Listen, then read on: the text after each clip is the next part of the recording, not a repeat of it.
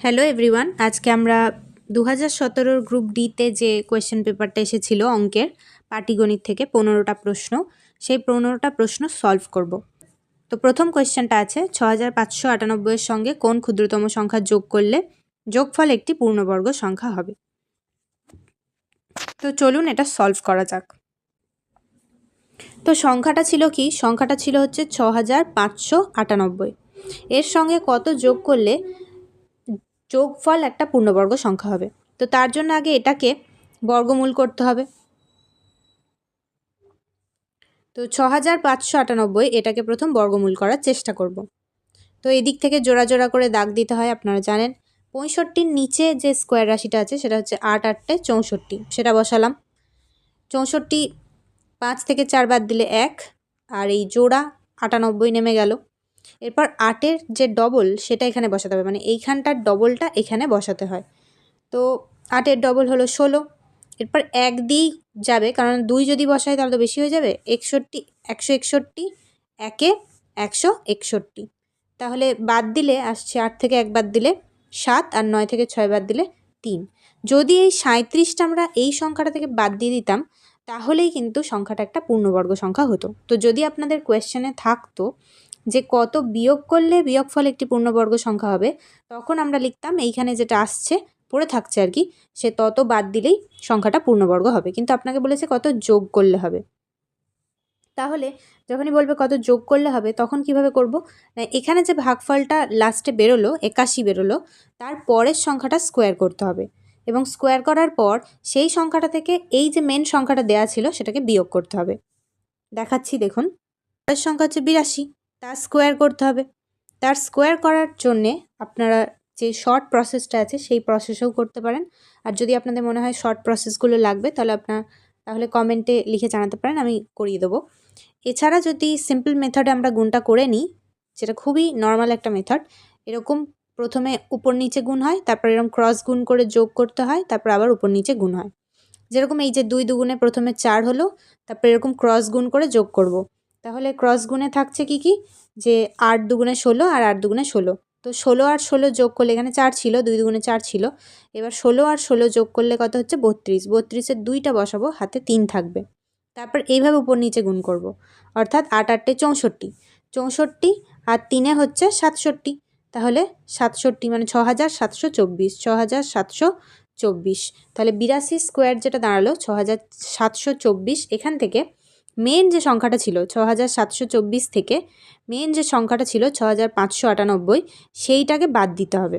যেটা বিয়োগফল বেরোবে ততই যোগ করতে হবে। তাহলে বদলে 126, তো বিয়োগ করে 126 আসছে, মানে কি 126 আমাদের যোগ করতে হবে, তাহলেই আমরা পূর্ণবর্গ সংখ্যা পাবো। অর্থাৎ এই 6598-এর সঙ্গে এটার সঙ্গে যদি আমরা 126 যোগ করি তাহলে আমরা এই সংখ্যাটা অর্থাৎ একটা পূর্ণবর্গ সংখ্যা পাবো। তো 126 হচ্ছে অ্যান্সার। তো এখানে অপশান সি হচ্ছে অ্যান্সার, 126। এর পরের কোয়েশ্চেনটা আছে যে 30 কিলোমিটার বেগে চলমান একটি ট্রেন 27/2 সেকেন্ডে একটি বিন্দুকে অতিক্রম করলো, তাহলে ট্রেনটির দৈর্ঘ্য কত হবে। ধরুন কোনো একটা ট্রেন আছে, সেই ট্রেনটা একটা বিন্দুকে বা একটা গাছকে বা একটা টেলিগ্রাফ পোস্টকে, একটা জিনিসকে যখন অতিক্রম করে, মানে পেরিয়ে যায়, তখন ট্রেনটা কিন্তু তার যে নিজের দৈর্ঘ্য রয়েছে, নিজের যে লেন্থ রয়েছে, সেইটাকেই পেরিয়ে যায়। তাহলে একটা ট্রেন যখন কোনো একটা বিন্দুকে বা কোনো একটা গাছকে বা কোনো একটা লোককে বা কোনো একটা টেলিগ্রাফ পোস্টকে, এরকম একটা জিনিসকে যখন পেরিয়ে যায়, তখন সে তার নিজের দৈর্ঘ্যটাই পেরিয়ে যায়, মানে নিজের লেন্থটাই পেরিয়ে যায়। কিন্তু যখন একটা ট্রেন একটা সেতুকে মানে ব্রিজকে অতিক্রম করে, তখন ট্রেনটা এই ব্রিজটার দৈর্ঘ্য অতিক্রম করে, আবার পুরোটা এই যে পেরিয়ে গেল, তাহলে ট্রেনটা তার নিজের দৈর্ঘ্যও অতিক্রম করে। তাহলে ট্রেনটা সবসময় নিজের দৈর্ঘ্য আর সেতুর দৈর্ঘ্য দুটোরই দৈর্ঘ্য অতিক্রম করে যদি সে কোনো ব্রিজকে বা সেতুকে অতিক্রম করে। এখানে যেটা বলেছিল কোয়েশ্চেনটাতে যে 30 কিলোমিটার পার ঘন্টা বেগে চলছে এবং 27/2 সেকেন্ডে একটি বিন্দুকে অতিক্রম করছে। তাহলে প্রথমত এই যে কিলোমিটার আর ঘন্টা রয়েছে, এটাকে মিটার পার সেকেন্ডে আগে কনভার্ট করতে হবে, কারণ এটা সেকেন্ডে রয়েছে, তাহলে সবসময় এককগুলো একই রাখতে হবে। এবার একটা বিন্দুকে অতিক্রম করলে ট্রেনের দৈর্ঘ্য কত হবে, বিন্দুটাকে অতিক্রম করলে ট্রেনটা নিজের দৈর্ঘ্যই অতিক্রম করে। তাহলে এই যে এখানে 1 ঘন্টা মানে কি 3600 সেকেন্ড। 3600 সেকেন্ডে যাচ্ছে কতটা? 30 কিমি। 30 কিমি মানে কত মিটার? 30কে 1000 দিয়ে গুণ করলে 30,000 মিটার। তাহলে আমরা এখানে করে নিই যে 3600 সেকেন্ডে যাচ্ছে 30,000 মিটার। তাহলে 27/2 সেকেন্ডে, 27/2 সেকেন্ডে কতটা যাবে? না 30,000 বাই 3600 ইন্টু 27/2 এত মিটার যাবে। তাহলে এবার কাটাকুটি, এই যে দুটো শূন্য কেটে গেল। এরপরে 6 দিয়ে কাটবো, 6 6 36, 6 5 30, 0 50 হলো, 2 25 50 হবে।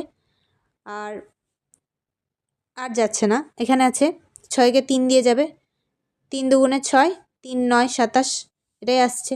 তাহলে 25 ইন্টু 9/2, 5 9 45-এর 5, হাতে থাকলো 4, 225/2 মিটার হবে। তো 2 দিয়ে ভাগ করলে 2 একে 2, 2 একে 2, 2 দুগুণে 4.5 হবে, অর্থাৎ 112.5 মিটার হবে অ্যান্সার। তো 112.5 মিটার অপশান এতে আছে, সেটাই হচ্ছে অ্যান্সার। এরপরে 33 নম্বরেরটা, কোন বৃহত্তম সংখ্যা দিয়ে 1023 আর 750কে ভাগ করলে যথাক্রমে 3 আর 2 ভাগশেষ থাকবে। তাহলে যখনই বৃহত্তম বলবে তখনই আমাদের গসাগু করতে হয়, আর ক্ষুদ্রতম বললে লসাগু করতে হয়। এখন ভাগশেষ থাকবে যথাক্রমে বলে দিয়েছে, তার মানে কি এই সংখ্যাটা থেকে এই 3কে বাদ দিতে হবে, আর এই সংখ্যাটা থেকে এই 2কে বাদ দিতে হবে, দিয়ে গসাগুটা করতে হবে। তাহলে 1023 থেকে 3 বাদ দিলে 1020 হয়, আর 750 থেকে যদি আমি 2 বাদ দিই তাহলে 748 হয়। এবার এই দুটোর গসাগু করতে হবে। আপনারা ভাগ প্রক্রিয়াতেও করতে পারেন, ভাগ প্রক্রিয়ায় করলেই সুবিধা হবে, যেহেতু এখানে বড় বড় সংখ্যা আছে। তাহলে 748কে দিয়ে আমাকে বড় সংখ্যাটা মানে 1020কে ভাগ করতে হবে, 1 দিয়েই যাবে, 748 2 272 আসছে। এবার 272 দিয়ে আবার 748কে করতে হবে, 272 দিয়ে আবার 748কে ভাগ করতে হবে, 2 দিয়ে করলে 544 আসছে, বিয়োগ করলে তাহলে 204 আসছে।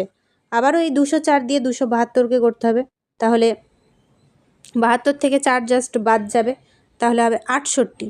এবার 68 দিয়ে 272কে ভাগ করতে হবে, 68 দিয়ে আগে যেটা আছে 272 তাকে ভাগ করতে হবে, তাহলে 68 4 হচ্ছে 272, অর্থাৎ যেগুলো যেগুলো ভাগশেষ থাকবে সেগুলো দিয়ে ভাগ করতে হবে ভাজকটাকে। তাহলে এখানে 68 দিয়ে যেহেতু মিলে গেল, তার মানে গসাগুটা হচ্ছে 68। তাহলে অ্যান্সারটা হবে 68, অপশান বি। এরপরের অঙ্কটা 34এরটা, 2 থেকে 12-র মধ্যে মৌলিক সংখ্যাগুলির যোগফল কত? এই যে এখানে করেওছে, 2 থেকে 12-র মধ্যে মৌলিক সংখ্যা হচ্ছে 2 3 5 7 11, বাস এই কটাই। এবার এটার 12-র মধ্যে বলেছে, তাহলে এই কটাই হবে, এবং এর যোগফল জানতে চেয়েছে। তাহলে 2 আর 3-এ 5, 5 5-এ 10, 10 আর 7-এ 17, 17 আর 1-এ 18, আর 10-এ 28, তাহলে 28 হবে অ্যান্সার। পরে সুদের হার 5% থেকে কমে 4% হলে এক ব্যক্তির প্রাপ্য বার্ষিক সুদ 250 টাকা কমে যায়, ওই ব্যক্তির জমা মূলধন কত? তো মূলধনকে আমরা সবসময় পি ধরে নিই, আর বার্ষিক সুদ তার কত কমে গেছে বলছে? 250 টাকা কমে গেছে, যদি তার সুদের হারটা 5% থেকে 4% হয়ে যায়। তাহলে প্রথমে যখন 5% সুদ ছিল তখন তার সুদ কত হবে? পি আর টি বাই 100 হয়, তাহলে পি ইন্টু 5 ইন্টু টি বলতে 1 বছরেরই বলছে, বার্ষিক যেহেতু, তাহলে টি বলতে 1/100, আর মাইনাস 4% মানে পি টি বলতে পি আর বলতে 4 ইন্টু টি বলতে সেই 1 বছর বাই 100। এই যে জিনিসটা, এটার সমানই হচ্ছে 250 টাকা, তাহলে এটা সমান হচ্ছে 250 টাকা, এটা সমানই হচ্ছে 250। তাহলে এখন এখান থেকে কমন হচ্ছে কি? কমন হচ্ছে পি বাই 100টা কমন যাবে, আর এখানে থাকছে 5 মাইনাস 4, 5 একে 5 মাইনাস 4 সমান 250। তাহলে পি বাই 100 আর 5 থেকে 4 বাদ দিলে তো একই হয়, তাহলে সমান 250। তাহলে পি সমান কী হবে? 250কে 100 দিয়ে বজ্র গুণন কোনাকুনি গুণ, তাহলে হবে 25,000 টাকা। পি সমান তাহলে দাঁড়াচ্ছে 25,000 টাকা। তাহলে এখানে অপশান কোনটা উত্তর হবে? এই যে এখানে আছে 25,000, অপশান বি, অপশান বি হবে উত্তর। পরে বলেছে 69.63 963.8 মাইনাস এক্স প্লাস এত সমান এটা হলে এক্সের মান কত। তো কিছুই না, এক্সটাকে রেখে বাকি সব বাঁ দিকে পাঠাতে হবে, কিন্তু এক্সটা যেহেতু এখানে মাইনাসে আছে ওইটাকেই আমরা ডান দিকে পাঠাবো আর এই সংখ্যাটাকে আমরা বাঁ দিকে আনবো। তাহলে যেটা দাঁড়াবে এক্স সমান, এক্সটাকে ওদিকে পাঠালে ওটা প্লাসে হয়ে যাবে আর বাকি এদিকের সংখ্যাগুলো যেমন আছে থাকবে 79.63, তারপরে আছে 963.8 আর এদিকে এই 18,732 যেটা সেটা এদিকে এলে মাইনাসে হবে, কিন্তু তার আগে 7.953 7.953 আগে এগুলো যোগ করে নিতে হবে। যোগ করে যেটা আসবে এটা দিকে মাইনাসে যাবে, তাহলে মাইনাস করে নিলেই হয়ে যাবে। তাহলে 3 5 আর 3 8, তাহলে এটা আসছে। এবার এখান থেকে 18,000 মানে 18.732টা বাদ যাবে, 3 থেকে 2, তাহলে 1032.651 এটা আসছে। 1032.651 মানে এই সি এরটা হচ্ছে অ্যান্সার। তো এটা হচ্ছে সমানের এদিকে ওদিকে চেঞ্জ করে আমাদের চিহ্ন চেঞ্জ হয়, সেরকম করে আমাদের এক্সের মানটা বার করতে হবে।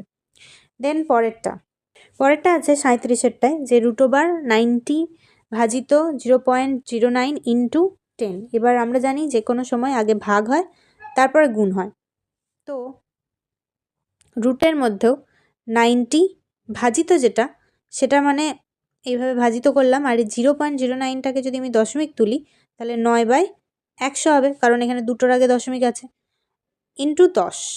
এবার এটাকে ভাগ করতে হবে, তাহলে √90 এটা গুণিত হয়ে উল্টে যাবে, 9টা নিচে আসবে, ইন্টু 10, 9 দিয়ে এটাকে কাটলাম তাহলে 10 হবে।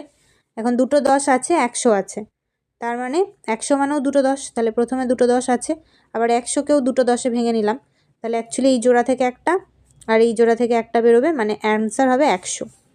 তাহলে অ্যান্সার হবে 100।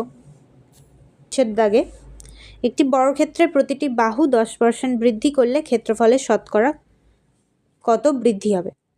তো প্রথমেই বর্গক্ষেত্রের প্রতিটা বাহুকে এ ধরে নিতে হবে, তাহলে তার তখন ক্ষেত্রফল কত, এ স্কোয়ার।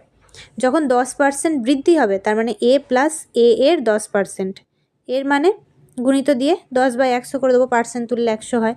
সেটাকে সলভ করলে কি আসছে, এ প্লাস এটাকে কাটাকাটি করলে 1/10 আসছে, তার মানে a/10 হচ্ছে। এটাকে যদি লসাও করেন তাহলে 10 আসবে, এখানে আসবে 10a প্লাস এ, তার মানে 11a/10। এবার 11a/10 তার যখন স্কোয়ার করব তাহলেই তখন ক্ষেত্রফলটা হয়ে যাবে। এবার 11a তার স্কোয়ার মানে 121 a স্কোয়ার হবে, আর নিচে 10 মানে 100 হবে, তাহলে আগে ছিল a স্কোয়ার, এখন হচ্ছে 121 a স্কোয়ার মাইনাস 100। তাহলে এখন ক্ষেত্রফল বৃদ্ধি পেয়েছে, আগে ক্ষেত্রফল কম ছিল, তাহলে এখনকার যে ক্ষেত্রফল 121 a স্কোয়ার বাই 100, সেখান থেকে আগের ক্ষেত্রফলটা মাইনাস করব, তাহলে 100 হবে লসাগু, এখানে হবে 121 a square minus 100 a square, তার মানে 21 a স্কোয়ার বাই 100।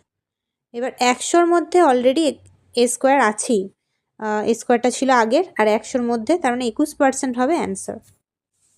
তাহলে এখানে 21% হবে অ্যান্সার। তারপরে এক ব্যক্তি তার দুই যমজ ছেলের বর্তমান বয়সের গড় 30 বছর, ওই ব্যক্তি ও এক ছেলের বয়সের অনুপাত দেওয়া আছে। ওই ব্যক্তির বয়স যদি আমি 5 একক ধরি আর এক ছেলের বয়স 2 একক, তাহলে আর একটা যে ছেলে আছে তার বয়সও তো 2 একক। এবার সেগুলোকে যদি আমি ধরে নিই, ব্যক্তিটার বয়স 5x, ছেলেটার বয়স 2x, আর একটা ছেলে যমজ তারও বয়স 2x, এই সব কটার বাই হচ্ছে 3, কেননা গড় 3 জনের বয়সের গড় মানে 3 জনের বয়স যোগ করে 3 দিয়ে ভাগ, সেইটা সমানই হচ্ছে 30।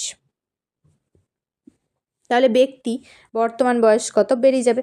তো ব্যক্তির বর্তমান বয়স তো এই যে 5x হবে, যাই হোক তাহলে এখানে আগে কোনাকুনি গুণ করে নিই, 5x 2x যোগ করলে হচ্ছে 9x, আর এদিকে 3 আর 30 গুণ করলে 3 3 9 90, তাহলে x সমান কত হবে, 10 হবে।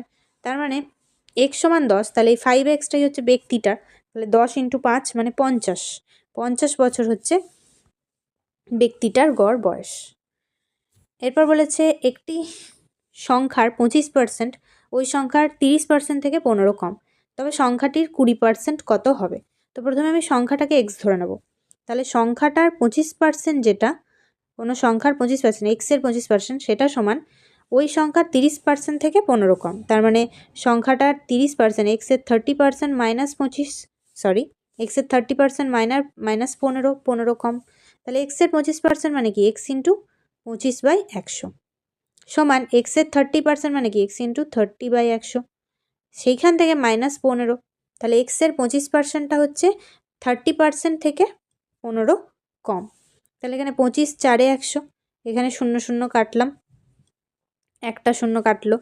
আচ্ছা, এবার এখানে থাকলো হচ্ছে x/4 সমান এখানে থাকলো 3x/10 মাইনাস 15।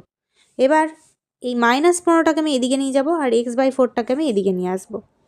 তাহলে 15টা এদিকে গেলে মাইনাস 15টা এদিকে গেলে প্লাস 15 হয়ে যাবে, আর এদিকে 3x/10 ছিল মাইনাস এটা x/4টা যাবে। তো এখানে লসাউ করলে তো 10 2 20, 2 3 6x মাইনাস 4 5 20, 5x, 6x থেকে 5x বাদ দিলে x হয়, তাহলে x/20 সমান 15। তাহলে x সমান কী হবে, কোনাকুনি গুণ করলে 15 2 30 মানে 300, x সমান হচ্ছে 300। এবার বলেছে তবে সংখ্যাটার 20% কত, মানে এই সংখ্যাটা হচ্ছে 300, তার 20%, তাহলে 300 ইন্টু 20/100, 20% মানে 100 দিয়ে কাটলে 3, 3 20 হচ্ছে 60, তাহলে 60 হচ্ছে অ্যান্সার। তাহলে 60 হচ্ছে অ্যান্সার। এরপর বলেছে 5,64,823 এই সংখ্যাটিতে 4-এর স্থানীয় মান আর অভিহিত মানের গুণফল কত। স্থানীয় মান বলতে 4 কত নম্বর পজিশনে আছে, 1000-এর পজিশনে আছে, তাহলে তাকে 1000 দিয়ে গুণ করলেই স্থানীয় মান হয়ে যায় 4000। আর অভিহিত মান মানে যেটা প্রকৃত মান অর্থাৎ 4, তো তার গুণফল কত, তার গুণফল হবে 0 0 0 16,000, তাহলে 16,000 হচ্ছে অ্যান্সার। পরেরটা বলেছে একটি খুঁটির 1/10 লাল, 1/20 সাদা, 1/30 নীল, 1/40 কালো, 1/50 বেগুনি, 1/60 হলুদ, বাকি অংশে সবুজ রং করা হয়েছে। সবুজ অংশের দৈর্ঘ্য এত হলে খুঁটিটির দৈর্ঘ্য কত। তো খুঁটিটার দৈর্ঘ্য আমি টোটাল 1 অংশ ধরে নেব। তাহলে যদি খুঁটিটার দৈর্ঘ্য 1 অংশ হয়, এই 1 অংশ থেকে এই সব কটার যোগফল যদি আমি বাদ দিই, তাহলে যেটা বেরোবে সেটা হচ্ছে বাকি অংশটা অর্থাৎ সবুজ রং, আর সেটা সমানই হচ্ছে এত মিটার। তাহলে খুঁটিটার 1 অংশ সমান কত বেরিয়ে যাবে। তো আগে এই সব কটা যোগ করতে হবে। 1/10 plus 1/20 plus 1/30 plus 1/40 plus 1/50 plus 1/60, তো লসাগু হচ্ছে 600।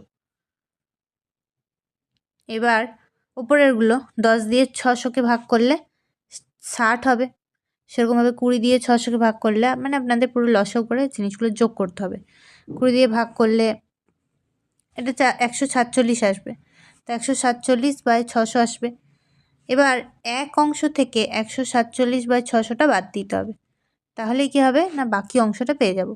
তাহলে 600, এখানেও হবে 600 মাইনাস 147 বাদ দিলে হবে 3, 10 থেকে বদলে 9, 9 থেকে 4 বদলে 5, 6 থেকে বদলে 5, 5 থেকে বদলে 4, 453/600 হচ্ছে। তো 453/600 যেটা, সেটা সমানই 12.08 মিটার। তাহলে 453/600 সেটা সমানই 12.08 মিটার। তাহলে 1 অংশ সমান কত,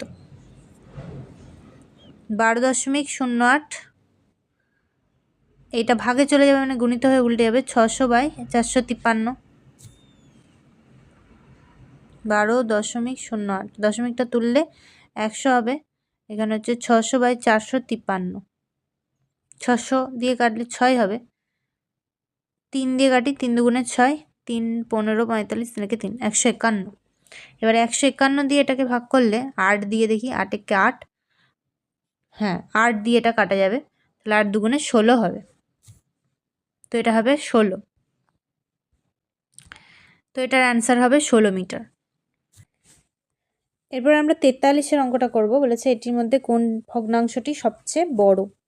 তো সবচেয়ে বড় হচ্ছে করার জন্য আমাদের আগে পূর্ণগুলো ভেঙে নিতে হবে। যেমন এটার পূর্ণ, এটার তো ভাঙাই আছে, এটারও পূর্ণ ভেঙে নিতে হবে। তো আগে পূর্ণগুলো ভেঙে নিই। 3 4 12 আর 2 14, 14/3 হচ্ছে। এটা 4 6 24, 1 25/6 হচ্ছে। এবার নিচের যেগুলো রয়েছে 3 6 12 আর 12 এদের লসাগু করে নিতে হবে। তো 12 হচ্ছে লসাগু। এবার কি করতে হয় আমাদের, 14/3, ওখানে অপশান বিতে আছে 25/6, এদিকে 39/12 আর এদিকে 47/12 লিখে নিতে হয়। তারপরে ড্যাশ টেনে নিতে হয় এবং লাস্টে এখানে 12 লসাগু আসছে, সেই লসাগুটা পুট করতে হয়। এবার 3 কততে 12? 3 4-এ 12, তাহলে ওপরটাকেও 4 দিয়ে গুণ, 4 14 56। তারপরে 6 কততে 12? 2-এ 12, তাহলে 25কেও 2 দিয়ে গুণ, 25 দুগুণে 50। 12কে 1 দিয়ে গুণ করলে এটা হবে 39ই থাকবে, তার মানে 1 দিয়ে গুণ করলে। এটাও তাই, 12কে 1 দিয়ে গুণ করলে হয়, তার মানে 47কে 1 দিয়ে গুণ করে 47। তো সবচেয়ে বড় এর মধ্যে এইটা সবচেয়ে বড় জানতে চেয়েছে, তার মানে 14/3, অর্থাৎ ফার্স্টের যে অপশানটা ওটাই বড়। তারপর বলছে 24 জন লোকের একটি পুকুর কাটতে 12 দিন সময় লাগে, তবে কতজন লোক 8 দিনে ওই পুকুর কাটতে পারবে? তাহলে 12 দিনে কতজন? 24 জন। তাহলে 8 দিনে কতজন? যেহেতু লোক সংখ্যা আর দিন সংখ্যার মধ্যে ব্যস্ত সম্পর্ক, তাহলে 24 × 12/8 হবে, এই দুটো গুণ হবে আর এটা নিচে ভাগে যাবে।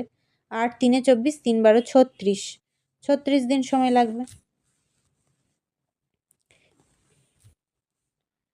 তারপরে 45এরটা, 3কে কত দিয়ে গুণ করলে -1 পাওয়া যাবে? তো এর মধ্যে 3কে যদি আমি অপশান অনুযায়ী 1 দিয়ে গুণ করি 3 পাবো, 3কে যদি 1-এর 3 দিয়ে গুণ করি তাহলে 3 3 কেটে 1 পাবো, 3কে যদি -1-এর 3 দিয়ে গুণ করি তাহলে 3 3 কেটে -1 পাবো। তাহলে অপশান সিটা মিলে যাচ্ছে, তাই অপশান সি হবে অ্যান্সার।